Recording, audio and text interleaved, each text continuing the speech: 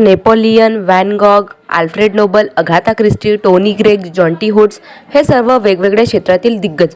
या सर्वांमध्ये एक साम्य होते, ते म्हणजे हे सर्व मिरगीच्या आजाराने पीडित होते. मात्र आपल्या आजारावर मात करीत त्यांनी यशाचे शिखर गाठले व जगभरात प्रसिद्धी मिळवली. मिरगी हा आजार अनेकांना होते, मात्र सामाजिक प्रतिष्ठेमुळे तो लपवला जातो. मात्र हा आजार औषधोपचाराने पूर्णपणे बरा केला जाऊ शकतो. त्यामुळे न्यूनगंड बाळगण्यापेक्षा डॉक्टरांशी भेटा व उपचार सुरू करा, असे आवाहन विवेक हॉस्पिटलचे अनुभवी डॉक्टर ध्रुव बत्रा यांनी केले आहे.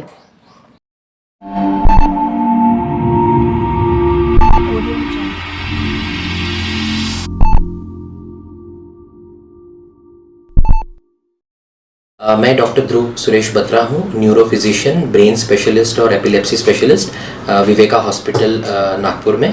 और मेरे एपिलेप्सी यानी जो मिर्गी होता है उसका मैं स्पेशलिस्ट हूँ. ये बहुत अच्छा सवाल है क्योंकि इसके बारे में बहुत गैर समझ है सोसाइटी में, समाज में.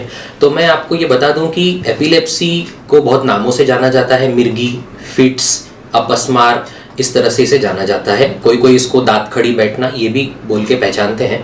इसका बहुत सिंपल कारण होता है कि ब्रेन में विद्युत या इलेक्ट्रिक करंट बढ़ने की वजह से ये फिट्स इंसान को होते हैं. इसके बहुत तरह के कारण होते हैं, जैसे कि इंडिया में, भारत में सबसे कॉमन जो कारण है वो है कि डिलीवरी के समय जब बच्चा पैदा होता है तो उसे ऑक्सीजन की कमी की वजह से, ब्रेन में डैमेज होने की वजह से बहुत लाइफ लॉन्ग ये फिट्स या मिर्गी के साथ उन्हें जूझना पड़ता है. इसके अलावा कई और कारण हैं, जैसे किसी को एक्सीडेंट में हेड इंजरी हो जाती है, दिमाग को चोट पहुंचती है, तो उसके बाद भी उनको फिट्स आ सकते हैं. ब्रेन में टीबी या न्यूरोसिस्टिसर्कोसिस नाम के कीड़े का इन्फेक्शन होने की वजह से भी किसी किसी को फिट्स आ सकते हैं. इसके अलावा बहुत ज़्यादा अल्कोहल या शराब का सेवन करने के बाद जो लोग अचानक अल्कोहल छोड़ देते हैं उन्हें भी फिट्स आ सकते हैं. कुछ मरीजों को पैरालिसिस अटैक या ब्रेन में लकवा मारने के बाद भी फिट्स आ सकते हैं. और कुछ प्रमाण में ब्रेन ट्यूमर जिनको होता है उसमें भी जो शुरुआत के लक्षण होते हैं वो फिट्स हो सकते हैं. तो ये मेरा बताने का मतलब यही है कि फिट्स के बहुत सारे कारण हैं और उसे एक नज़रिए से नहीं देखना चाहिए, क्योंकि कुछ तरह के फिट के प्रॉब्लम काफ़ी हद तक ट्रीटेबल हैं, ठीक होने लायक हैं, और जिनमें हम परमानेंटली उसको ठीक नहीं कर सकते उसमें ट्रीटमेंट पॉसिबल है, यानी it is controllable, it may not be curable. जी सर, क्या मिर्गी एपिलेप्सी ये जेनेटिक्स भी होती है? ये बहुत इंपॉर्टेंट सवाल है, क्योंकि काफ़ी माता पिता ये पूछते हैं, जैसे जिनको खुद फिट्स होता है, जब वो शादी करते हैं तो उन्हें ये सवाल आता है कि क्या ये जेनेटिक होता है. तो बहुत कम प्रमाण में, लेस देन 10% केसेस में कुछ जेनेटिक कारण भी देखे गए हैं, पर ज़्यादातर परसेंटेज ऑफ पेशेंट्स जो हमें मिलते हैं, जैसे 100 में से 80-90% जो पेशेंट रहते हैं उनमें ये जेनेटिक कारण नहीं है. तो इसमें डरने की बात नहीं है कि अगर आपको फिट है तो आपके बच्चों को भी होगा, ये ऐसा रूल नहीं है. पर डेफिनेटली कुछ कारण होते हैं जिसमें ये जेनेटिक कारण की वजह से फिट्स आते हैं, पर ये ज़रूरी नहीं कि हर बार वो माता पिता से बच्चों को हो. तो ये मामले के ये जानकारी देना बहुत ज़रूरी है.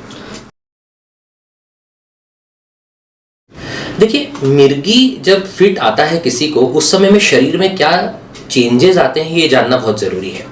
मिर्गी से शायद मृत्यु ना हो, पर मिर्गी के समय जो प्रॉब्लम आते हैं, जैसे कि मिर्गी आने के समय 5 मिनट तक अगर मिर्गी का अटैक आ रहा है तो उस समय हार्ट के जो हम लोग बीट्स बोलते हैं, जो हार्ट के ठोके बोलते हैं, वो कमज़ोर पड़ सकते हैं. कुछ मरीजों में कुछ देर के लिए हार्ट बीट बंद भी पड़ सकती है, पर वो फिर 5 मिनट या कुछ समय के बाद फिर से शुरू हो जाती है. फिट के समय ज़्यादा ध्यान देने लायक बात यह है कि बहुत बार जो पेट का पानी होता है या उल्टी होती है पेशेंट को, तो वो फेफड़े में जाने की वजह से उससे पेशेंट की तबीयत सीरियस हो सकती है. इसीलिए हम सबको यही बताते हैं कि अगर किसी को फिट आ रहा हो आपके सामने तो घबराइए नहीं, पहले उसको एक करवट पे करिए, ताकि इससे जो झाग आ रहा है या जो पेट का गंदा पानी बाहर आ रहा है वो बाहर निकल जाए और फेफड़े में ना जाए और पेशेंट की जान को खतरा ना हो. दूसरी बात, अगर किसी को फिट आ रहा है तो फिट से ज़्यादा ये जरूरी है कि उनके आसपास के एनवायरनमेंट में क्या है. समझ लीजिए कोई एक फैक्ट्री में कोई बहुत मशीन में काम कर रहा है जहाँ पे बहुत शार्प या कुछ हैवी मशीनरी है, और फिट आके वो बेहोश होके उसे उस मशीनरी से चोट लग सकती है. अगर हमारी कोई महिलाएं हैं, जो हमारी बहनें हैं, हमारी माताएं हैं, जो किचन में काम कर रही है, गैस पे काम कर रही है, अगर उन्हें उस समय फिट आ जाता है तो वो गैस में आग लगने से उनकी जान को खतरा हो सकता है, चूल्हे में गिरने से उनको खतरा हो सकता है. तो ये चीज़ें देखना बहुत जरूरी है कि अगर जिसको फिट आ रहे हैं या जो फिट से ग्रस्त पेशेंट है उसका जो एनवायरनमेंट है जहां वो काम करता है वो सेफ हो, इससे पेशेंट की जान को ज़्यादा खतरा होता है। बहुत अच्छा सवाल आपने पूछा है और मैं मौका लेना चाहता हूँ आपके चैनल के माध्यम से कि लोगों में इसका अवेयरनेस होना चाहिए कि मिर्गी बिल्कुल भी, मैं रिपीट करता हूँ, मिर्गी बिल्कुल भी इस तरह से फैलता नहीं है। ये कोई छुआछूत की बीमारी नहीं है, इससे डरने की कोई बात नहीं है। इसमें लोगों ने सोशल स्टिग्मा जो हम बोलते हैं कि मिर्गी के पेशेंट से दूर रहो, या उनको देवी चढ़ गई है, या उनमें भूत आ गया है, या कोई पिछले जन्म के पाप है, ये सब अंधश्रद्धा है और इसमें बिल्कुल भी ना पड़े। उल्टा मिर्गी के पेशेंट है, उनके आपके कोई दोस्त हैं, आपके कोई परिवार में है, उनके साथ ज़्यादा से ज़्यादा समय बिताइए। वो बहुत कभी कभी निगेटिव हो जाते हैं कि उन्हें ऐसा प्रॉब्लम आ रहा है, तो उन्हें उल्टा और सहानुभूति देने की ज़रूरत है।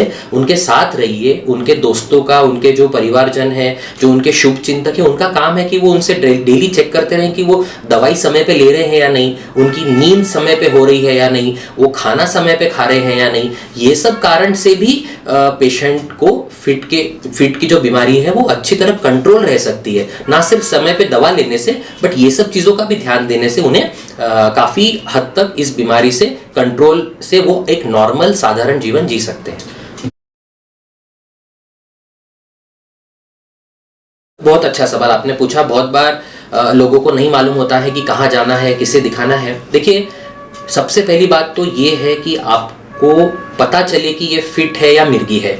तो मैं सबको ये बता देना चाहता हूँ कि अगर मिर्गी के क्या लक्षण हैं। अगर आपके सामने अचानक कोई व्यक्ति बेहोश हो जाता है या उनकी आंखें ऊपर की तरफ चढ़ जाती हैं, मैं करके दिखाना चाहता हूँ। अगर उनका ऐसा चेहरा एक तरफ अकड़ जाता है या हाथ इस तरह अकड़ जाता है, जीभ कट जाती है, जीभ से खून आने लगता है, उस समय में अचानक वो कपड़े में पेशाब या मोशंस लैट्रिन पास कर देते हैं और कुछ ऐसे झटकों के बाद आंखें ऊपर टंग जाती है, जो हम बोलते हैं आंखें सफ़ेद हो गई, और इसके बाद अगर वो बेहोश हो जाते हैं तो ये एकदम मिर्गी के लक्षण हैं। इसमें सबसे पहले आपको जो करना है कि जैसा मैंने बताया कि उनको एक करवट पे लिटाइए, उनके मुंह में कुछ भी न डालिए, उन्हें पानी तक नहीं पिलाना है। ये करने से आप उनकी जान को और खतरे में डाल सकते हैं।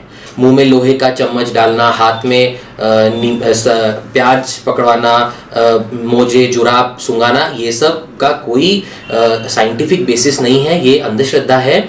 आप अगर उनके लिए कुछ कर सकते हैं तो सबसे पहले उनको एक करवट पे लेटाइए और उन्हें मुंह से कुछ भी मत दीजिए। 5 मिनट के अंदर ये अपने आप रुक जाएगा। अगर ये 5 मिनट में नहीं रुकता है तो ऐसे मरीज को तुरंत अस्पताल ले जाना चाहिए, क्योंकि ये बड़े फिट के लक्षण हैं। अब आगे अस्पताल में जाके डॉक्टर जो न्यूरोफिजिशियन है या ब्रेन स्पेशलिस्ट है वो पेशेंट की जांच करेंगे। पहले तो ये देखेंगे कि क्लिनिकल एग्जामिनेशन, उन्हें चेक करके ये देखेंगे कि और कोई कारण है क्या। बहुत बार हम लोग त्वचा या स्किन को देख के बता सकते हैं कि पेशेंट को किस तरह का फिट का आजार है। चमड़ी में कुछ तरह के स्पेशल दाग दिखते हैं जिससे यही पता चल जाता है कि ये फिट का यही कारण होने वाला है ब्रेन में। कभी कभी चेहरे का एक भाग लाल रंग का हो जाता है जिसे हम स्टर्ज वेबर सिंड्रोम कहते हैं। कभी कभी चेहरे पे जो हम लोग फुंसियाँ बोलते हैं, जिसको बहुत बार एक्ने या नॉर्मल पिंपल्स की तरह लोग ट्रीट करते हैं, पर वो इन अ वे एक एडिनोमा सिबेशियम नाम की स्किन बीमारी होती है जो भी एक फिट का मार्कर होता है। इन्हें पता चलता है कि यही कारण है फिट का, तो इससे डॉक्टर को अंदाजा आ जाता है कि ये शायद फिट ही है। और इसके बाद जो इम्पॉर्टेंट जांचें होती है जैसे कि MRI ब्रेन यानी सर का स्कैन, ये करना बहुत ज़रूरी होता है। ज़रूरत के हिसाब से अलग अलग तरह के स्कैन होते हैं, पर ये अपने डॉक्टर की जिम्मेदारी छोड़ के आप उन पे ये जिम्मेदारी दीजिए। और ब्रेन के जो ब्रेन करंट होता है, जैसे कि अगर किसी को चेस्ट पेन होता है, छाती दुखती है, तो हमको सबको पता है कि ECG नाम की टेस्ट की जाती है।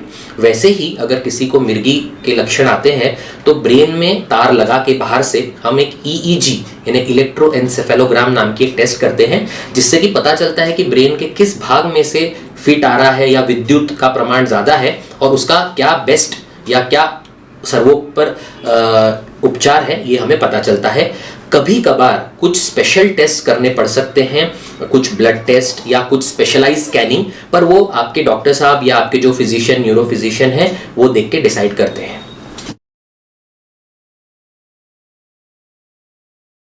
जैसे मैं एक बात बताना चाहूँगा कि हम लोग सब फिट से, मिर्गी से डरते हैं, पर कुछ तरह के मिर्गी को रिफ्लेक्स एपिलेप्सी बोलते हैं। रिफ्लेक्स एपिलेप्सी मतलब कि वो इजीली ट्रीटेबल है। जैसे कि हमारे कई पेशेंट्स थे जिनको हॉट वाटर एपिलेप्सी था। हॉट वाटर एपिलेप्सी मतलब जैसे ही वो गर्म पानी, जो ठंडी के समय में हम लोग पानी गर्म करके नहाते हैं, तो वो जैसे ही गर्म पानी का मग्गा सिर पे डालते थे उनको फिट आ जाता था। और ऐसे पेशेंट्स को आइडेंटिफाई करना बहुत जरूरी है, क्योंकि इन्हें शायद आपको जिंदगी भर दवाई देने की जरूरत नहीं है। इन्हें आप बस इतना बता दीजिए कि बेटा आप गर्म पानी को सिर पे मत डालिए, यही उनके फिट का ट्रीटमेंट है। कभी कभार ऐसा होता है कि कुछ फिट के मरीजों को किसी तरह का जैसे जो पैटर्न आता है, जैसे कि हम लोग कभी कभी कुछ वीडियोस देखते हैं कि रंग बिरंगी या रेनबो कलर्स या ब्लैक एंड व्हाइट का ऐसा जो फ्लैशी लाइट्स का वीडियो आता है, वही देखने से इनको फिट आते हैं। तो हमने उनसे कहा बेटा आप ये वीडियो मत देखो, तो वो इतने खुश हुए कि हमें दवाई तो लेनी ही नहीं पड़ी, पर हमें हमारे फिट के कारण मिल गए। इसके अलावा कुछ फिट्स के पेशेंट ऐसे थे जिन्होंने कभी कभार ऐसा भी देखा जाता है कि ब्रेन में अगर हम एमआरआई जो करते हैं वो इसलिए भी करते हैं कि ब्रेन में अगर किसी एक तरह की एक स्पेशल गांठ होती है जिसको हम लोग बोलते हैं मीजियल टेम्पोरल स्क्लेरोसिस, इसमें ऐसा देखा गया है कि मरीज को 1, 2, 3, 4, 5 दवाइयों से भी रिलीफ नहीं मिल रहा है और उनकी जीवन काफी परेशान है कि हम कैसे जिएंगे, हम पढ़ाई कैसे करेंगे, हम आगे चल के वैवाहिक जीवन या जॉब कैसे करेंगे। तो एमआरआई करके जब ये पता चला कि ये स्पेशल एक छोटी सी जो गांठ रहती है ब्रेन में, अगर इसका ऑपरेशन हो जाए तो ऐसे मरीज, बहुत सारे मरीजों की परमानेंट दवाइयां बंद हो सकती हैं। जिनकी दवाइयां बंद नहीं होती उनकी दवाइयों का कम से कम 5-6 दवाइयों से कम 1-2 दवाई कम डोज में ही काम हो जाता है। तो ऐसे भी हमारे बहुत सारे मरीज थे जो बहुत खुश हुए कि हमने उनमें ये एडवांस टेस्टिंग किया, या एडवांस ना बोले तो बहुत सिंपल चीजें ढूंढ के निकाली जिससे कि उनका जीवन बदल गया। तो ये कुछ इंपॉर्टेंट या कुछ मेमोरेबल आप कह सकते हैं कि इवेंट्स थे जो मुझे आज भी याद है। जनता को, जन सामान्य को मैं यही मैसेज देना चाहूंगा कि एक चीज हमेशा याद रखिए, मिर्गी, एपिलेप्सी, फिट, अपस्मार, इसको बीमारी मत समझिए। ये किसी को भी हो सकता है। 20 में से एक आदमी को ये होता ही है। जिनको ये होता है सिर्फ फिट नहीं होते, उनको काफ़ी और प्रॉब्लम्स भी होते हैं, जैसे कि निगेटिविज्म जो हम डिप्रेशन बोलते हैं। तो उनकी मदद करिए, उनको दूर ना करिए, उनका साथ दीजिए। ये कोई भी पुराने जन्मों के पाप नहीं है, ये कोई भगवान का प्रकोप नहीं है या कोई श्राप नहीं है, ये हमेशा याद रखिए। और ये पूरी तरह कंट्रोलेबल एक बीमारी है। दवा गोली, सही दवा लेने से ये पूरी तरह कंट्रोल हो सकती है। एक फिट का मरीज नॉर्मल लाइफ जी सकता है, पूरी पढ़ाई कर सकता है, वैवाहिक जीवन कर सकता है। उनके बच्चे भी 90% ऑफ द टाइम्स, 90% से ज़्यादा टाइम्स उनके बच्चों को भी कोई तकलीफ नहीं होती है और पूरा नॉर्मल वो लाइफस्टाइल जग सकता है। ये हमेशा याद रखिए।